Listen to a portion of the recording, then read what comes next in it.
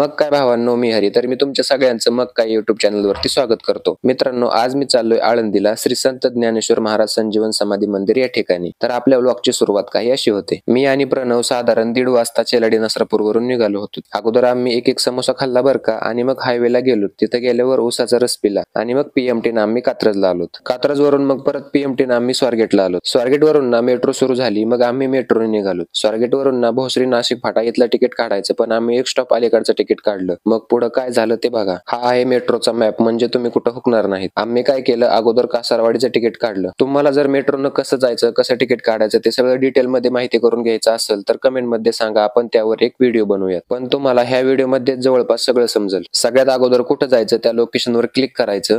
मग किती तिकीट काढायचे ते पाहायचं आणि पुढे ह्यावर क्लिक करायचं. मग QR कोड UPI वर क्लिक करायचं आणि मग कागदी तिकीटवर क्लिक करायचं.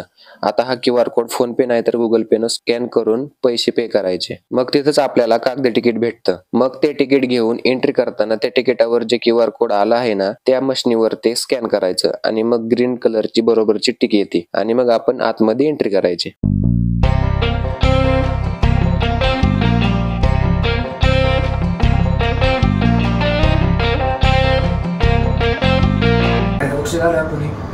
अरे स्वारगेटचं स्टेशन आहे. उघडायचं कधी यजमान उघडायचं.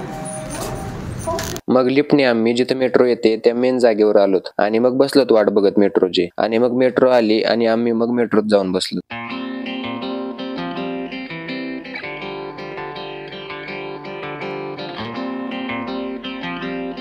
मग पुणे बघत आम्ही पोहोचलो कासारवाडी स्टॉपला. आणि जे तिकीट तुम्ही काढले ते फेकून नाही बरं का द्यायचं. का ते सांगतो. कासारवाडीला उतरल्यावर मग लिफ्टनं आम्ही खाली गेलोत. आता जे तिकीट आपण काढलंय ते तिकीट बाहेर पडताना पण स्कॅन करावं लागतं, नाहीतर जाता येत नाही. पण बाहेर आल्यावर आम्हाला कळालं की आम्हाला अजून पुढे जायचंय. मग काय आलोत परत माघारीन काय. मग भोसरी नाशिक फाटाचं तिकीट काढलं आणि मग मेट्रोत बसलोत आणि भोसरी नाशिक फाटा या स्टॉपला उतरलोत. तिथून मग रिक्षानं आम्ही आळंदीत पोहोचलोत आणि जाताना पाणीपुरी पण खाल्ली बरं का आम्ही. आणि मग रस्त्यात चालत चाललेली भाविक भक्त आणि पालखी बघत बघत आम्ही पोहोचलोत आळंदीत. मग तिथे गेल्यावर शेंगदाणे पण खाल्ले बरं का आम्ही. आणि आता तुम्हीच बघा आळंदीत भाविक भक्तांचा जल्लोष.